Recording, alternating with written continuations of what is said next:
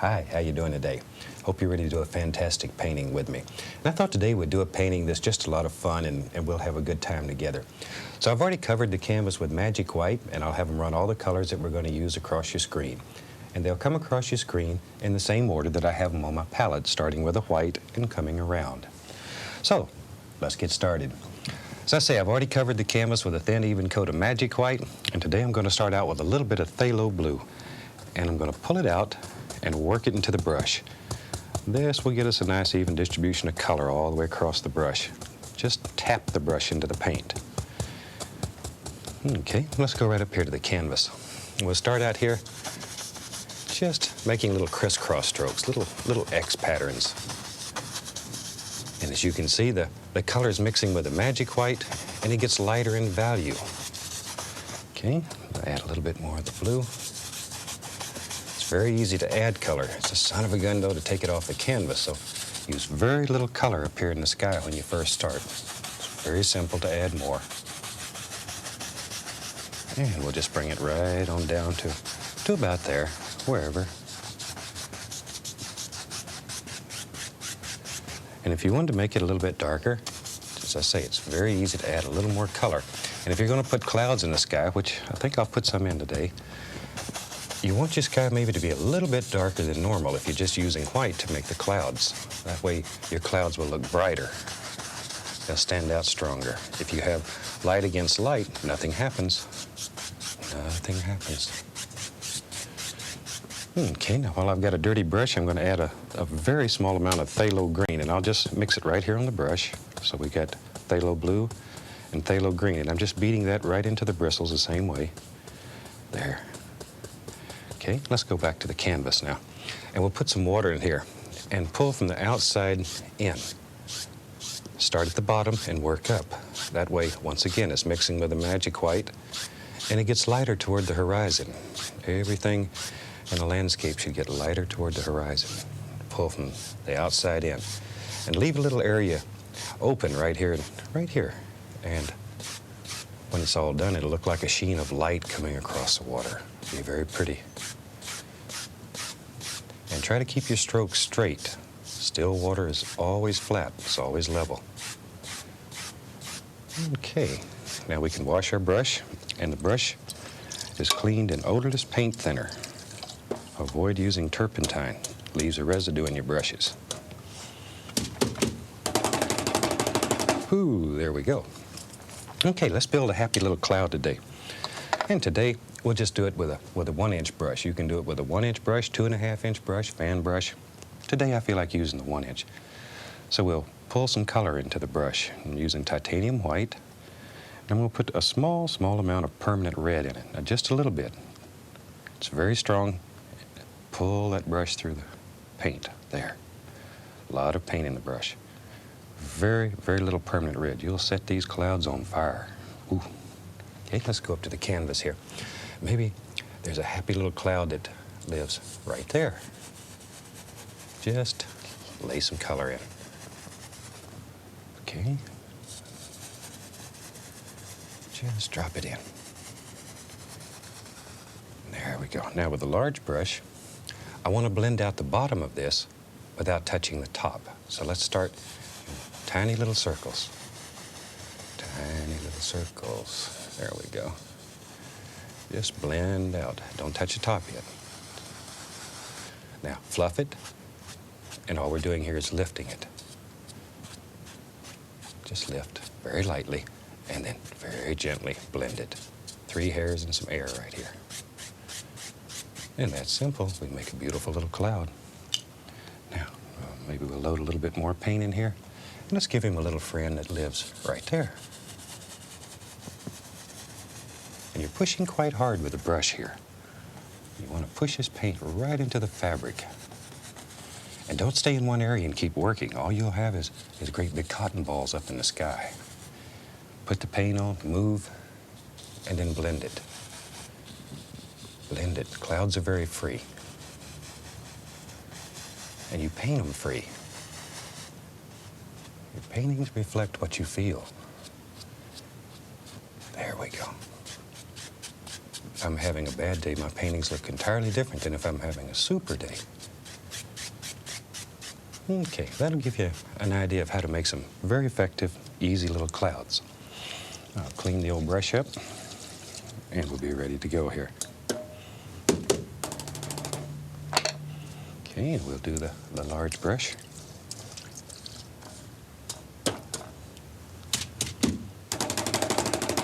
Okay, now today, let's put some mountains in here, and I'm going to use, we'll take some Prussian blue, very dark blue, Van Dyke brown in about equal parts, and a little bit of alizarin crimson, not much, and just mix it together. Not much crimson. And I'm going to put a little bit of white right there. Now I've retained it dark over here and light here. It's the same color, just different values. Okay, now then, we'll take the old fan brush and I'm going to load some of the lighter color in there. Just like that.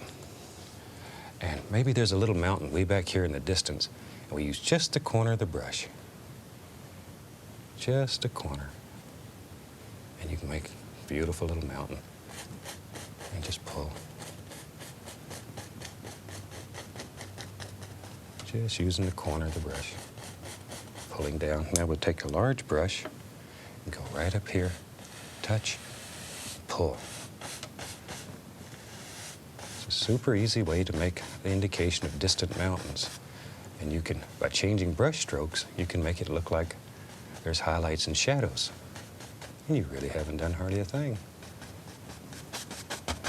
And we want some mist down here at the bottom, so we'll just tap it. Very lightly lift upward. And that's simple. We get a little distant mountain. Okay. Now let's put another mountain right here. Shoot, now we use a dark color. A little bit on the knife, and we'll have a mountain that lives right there. And just push that paint right into the fabric. Push it hard.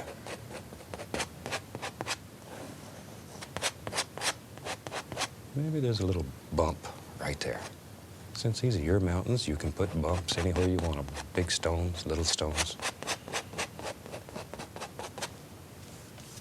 Okay, now we can take the large brush and grab that dark color and pull it. Now when you're painting mountains, mountains are always more distinct at the top than they are at the bottom, if you can see the entire mountain. By pulling it down like this, it mixes with a magic white, and automatically it gets lighter on the bottom. You don't have to think about it or plan it. It happens. And that's the joy of painting. Get a little plug in there for the title, see? There we go. Okay, that gives us a basic shape. And you can also use these brush strokes to sort of give you ideas of where the highlights and shadows will be. Play with this a little bit and you'll see what I'm talking about. As the light hits, you can see highlights and shadows, and you haven't committed yourself. Okay, let's take a little bit of the titanium white, pull that paint out flat, go across and get just a tiny little roll of paint right there on the knife. Okay, let's go up to the canvas. Now, touch, no pressure, and just let it follow right down the mountain. But no pressure. If there's a secret to it, that's probably it. Biggest mistake made is applying too much pressure. When I was teaching my son Steve to paint, I used to tell him just to pretend he was a whisper floating across the mountains. To pretend that if he didn't hang on, his hand would just literally float away. It's that light of a touch. And today, he's one of the most fantastic painters in the country in this method. Travels all over the country teaching. So it works. It works. And you can do it. Okay. Now for the shadow side, I'll take a little bit of Prussian blue and white. Just blue and white. Mix it up and get that same little roll of paint right on the knife. There. Okay, now let's go right up here and put some shadows in. Now the shadows go at opposite angles. Highlights go at one angle, shadows at the other. Let's go right here. There, it needs a little shadow. That separates those. Okay, maybe it comes right over in here. There we go. See how easy it is to make a beautiful mountain? And you can do it. You can do it. Very delicate touch. And you can go back, and if you want to change anything, you could add, subtract. It's your world, so you can change it. You can change it. Tremendous amount of power you have on canvas here. You can change almighty rivers, mountains. Okay, yeah. Let's take a clean, dry, large brush, and I want to create some mist down here at the bottom. So very gently, we'll tap, following the angles. Always pay attention to your angles. Over here, we'll go in this direction. Just tap. Now, we're going to lift up very gently, to take out the little tap marks and blend it all together. And that's simple. We have beautiful mist right at the bottom of those mountains. Now here's a line that bothers me on this mountain. It's a little bit too straight. So I'm going to take a little bit of white and just go back in here and break it up a little. See how you can change it? It's easy to change it. Then we'll put another little shadow right there. And it gets rid of that straight line. So if something bothers you, change it. Once again, this is your world. You have absolute control over it. Okay. Now then, let's put maybe a little foothill back here. And I'm going to take, we can use the same mountain color. We had blue, Prussian blue, Van Dyke brown, a little bit of crimson, and to that I'm going to add sap green. So I've got blue, brown, sap green, and there was a little bit of crimson in there. That's not necessary, but if you have a pile of paint already, leave it in there. There we go. Okay. Now let's take a fan brush and load a lot of paint into that brush. Really, really work. Shake those bristles, wiggle them. See how that loads it up, and then pull them. There. Okay, let's go up to the canvas here. Maybe there's a little evergreen tree. Now normally I would do this straight on, but you can't see it. So I'm going to turn at an angle like this, and maybe you can see it. Give you an idea of what's happening. And it doesn't work quite as well when I'm at an angle as it does when you're straight on, but at least you can see here how these little trees are made. Okay. A little more paint, and now I'm going to go straight on and so we can get these painted. You see how they're done. And when you're at home, you'll see exactly what I'm talking about when you're doing them your own. Okay, now you want to leave this little bit of mist between the background and the mountain. If you don't leave that little bit of mist in there, these foothills are going to be right up against your mountain, and you want them to be separate.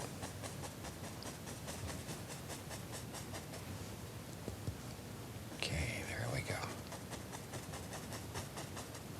And if you want to give the illusion that it's going farther away, let them get smaller.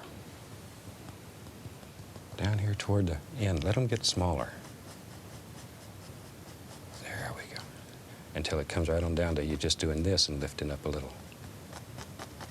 And that'll help create the illusion of distance. Now here, see if we can get a shot of this. I'm touching, pushing, and bending up. Can you see that?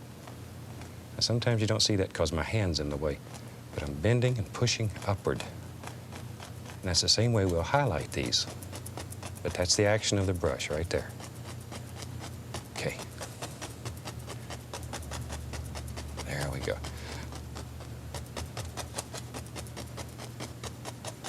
And notice this angle.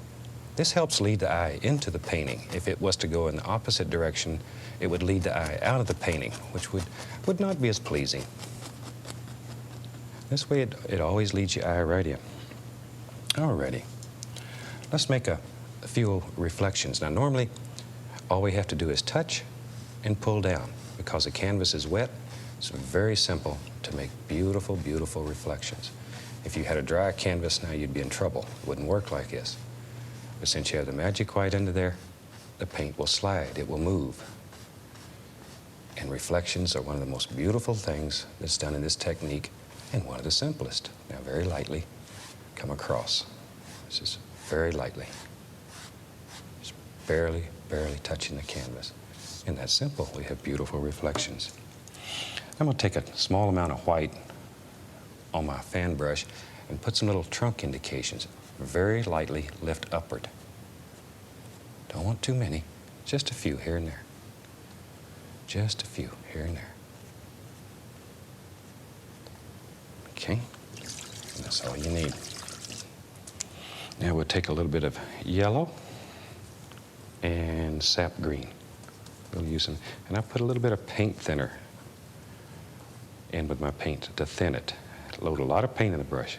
Look at all the paint that's in there. Tremendous amount of paint. Okay, let's go up to the canvas, and we'll touch and use that same stroke. Bend that brush upward. We'll put a little bit of highlight back here. And do it in layers. Do the one that you think's the farthest away first, and work forward. Work forward. Here we have cad yellow, and sap green is really all we have on here. And then we go like this.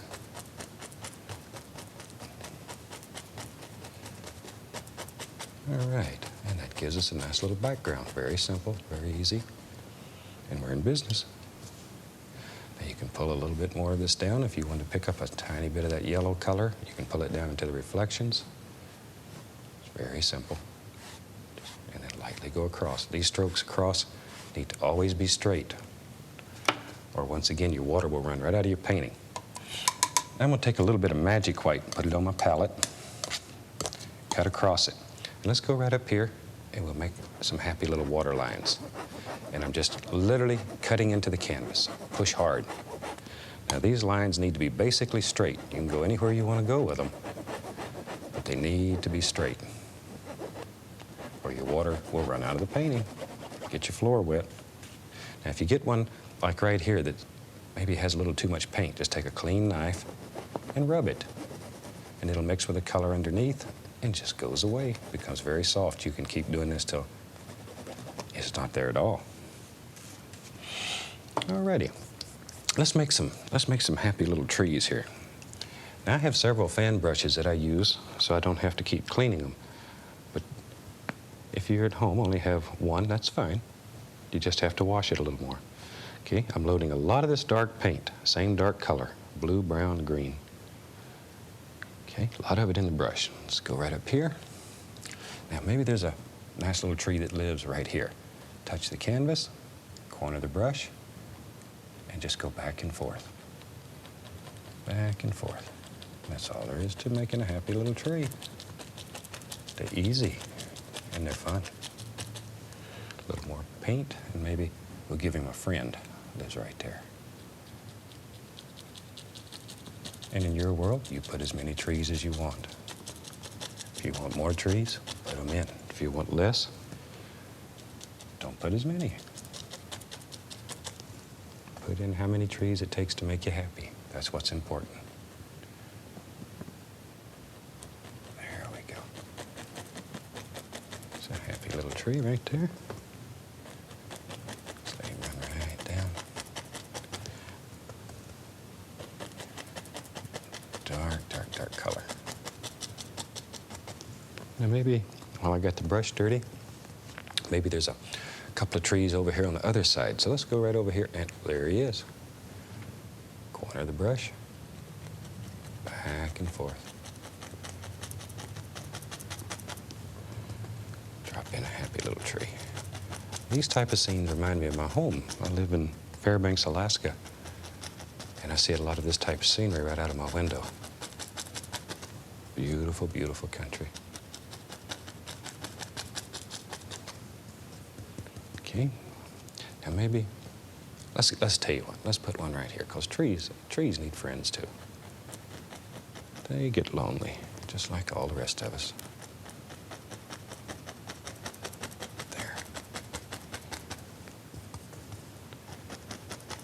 And you know, one of the rules of art is that you should always have odd numbers, 3, 5, 7, etc. Of course, that's a man-made rule. Nature hasn't learned that yet, but it makes composition a little better if you have odd numbers. Okay, let's take the old big brush here. We'll take some sap green, Prussian blue, Van Dyke brown, and I'm just mixing them on the brush. Pull that brush right through the paint.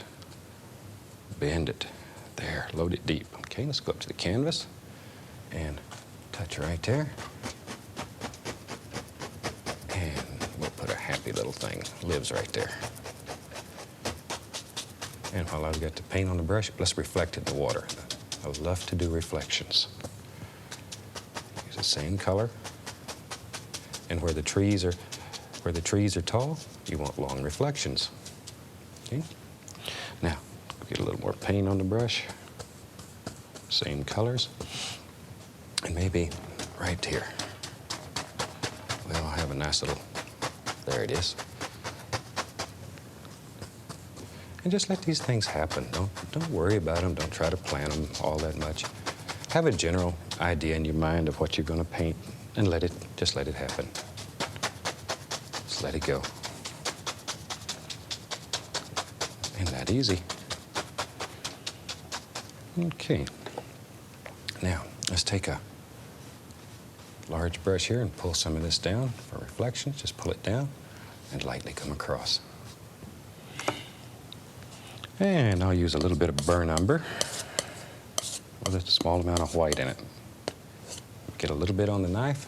Let's go right up here. And we'll put in a few little trunk indications. Just here and there. There we go. And maybe a little bit over here. Just a few little indications. You don't have to show the entire trunk because you wouldn't see it all. And we'll use a little bit of sap green, small amount of yellow. And let's highlight these trees. The mountain says the light's coming from the right, so more emphasis on the right. And that easy. You can throw a little bit of highlight on there. There it goes. Go over here, and we'll put some on this one. Still on the right side. Just where you think light would hit. Okay. Let's get in here with the old 1-inch brush. Take some, I like that. We'll use some yellow ochre. A little bit of sap green. Okay, let's drop in some nice little bushes right in here. And you just drop them in. While we got it on the brush, we'll reflect them. A little bit of permanent red added to it. That's a nice bright color, pretty. Drop that right into the reflection. And we'll just put in some little bushes and stuff here and there, wherever you want them. Just like so. Let them go. Let them go. Okay, let's go to the other side while we got this brush running. And we'll drop in some right over in here. There. I'll tell you what, I'm going to get another brush. Now I have several brushes going here at once. I'm going to put a little bit of alizarin crimson, a little bit of phthalo blue, and I'm just mixing them on the brush, a little white. There. Let me get a little more of the paint thinner. I want to thin this out without diluting color. And let's go right here, and maybe there's a beautiful little purple bush that lives right there. Just drop him in. And we'll put a little one on the other side too. So there's just a small one on both sides. Just to brighten it up. We'll reflect a little of that right into the water. Now with a large brush, gently pull down, and instant reflections. That's simple. Now I'll take the knife, a little bit of Van Dyke brown, a little umber mixed with it. Touch, pull, and put some land in there. And we'll use a little brown and white. we'll throw a little highlight on that, just like that. A little bit of the magic white and a water line.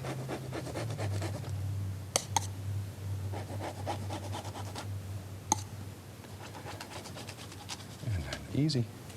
Now we'll just use a clean point of the knife and cut a few little sticks and twigs here and there. Just breaks it up, gives a little depth. Okay, let's go back over here and finish up this other side. Go back into my yellows and reds and Indian yellow. Just back and forth.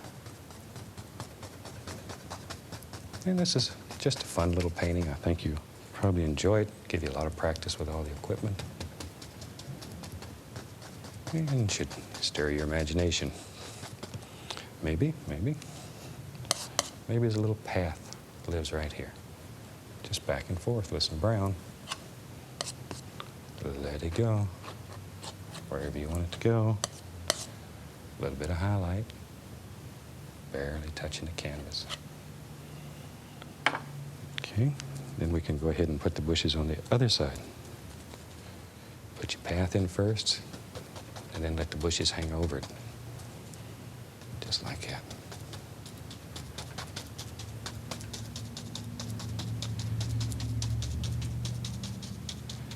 And we'll take the knife, cut in a few little sticks and twigs. And I think we've got a finished painting. We'll call that one done. So on behalf of the entire crew here, we'd like to wish you happy painting.